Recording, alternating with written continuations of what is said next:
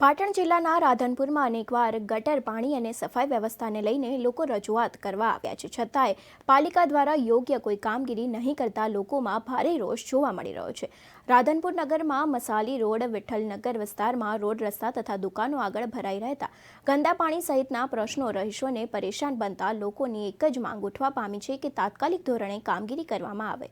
મસાલી road, Vitthalnagar ખાતે 7 number ગટરનું પાણી જાહેર રસ્તા ઉપર વહી રહ્યું છે અને ગટરો બ્લોક જોવા મળી રહી છે અને ગટરના ઉભરાતા ગંદા પાણીથી સોસાયટીના લોકો ત્રાહિમામ પોકારી ગયા છે।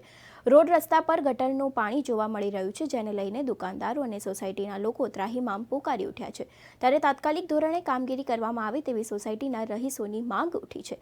રાધનપુરમાં નગરપાલિકાની ઘોર બેદરકારીને લઈને શહેરના વિવિધ વિસ્તારોની ગટરના ગંદા પાણી ઘર સુધી તેમજ મુખ્ય માર્ગોમાં ભરાઈ જાય છે।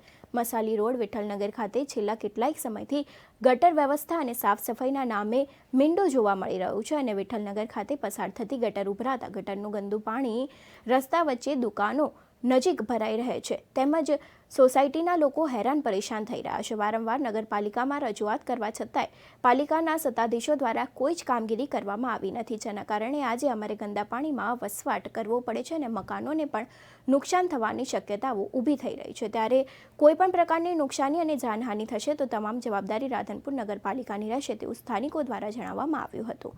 સતત વહેતા ગટરના ગંદા પાણીથી ત્રાહિમામ લોકો સોસાયટી વિસ્તારના લોકો દ્વારા આગામી ચૂંટણીમાં અસર જોવા મળશે તેવું લોકમુખે ચર્ચાઈ રહ્યું છે। વિસ્તારમાં છેલ્લા 12 મહિનાથી આ ગંદકી છે। અમે નગરપાલિકામાં ઘણીવાર જઈને સખત કીધું પણ કોઈ આવતું નથી, કોઈ કાંઈ વાત સાંભળતું નથી। આ મકાન પડે એવું છે, અહીંથી આ ચાલવા વાળાને બહુ મુશ્કેલી પડે છે, અહીંથી ચાલવું કેવી રીતે, આ મકાન પડે એવું છે તો અમારે અહીં રહેવું કઈ રીતે, બાળકો અમારા અહીં આંગણામાં રમી નથી શકતા તો અમારે જાવું ક્યાં, કોઈ રાડ અમારી સાંભળતું નથી।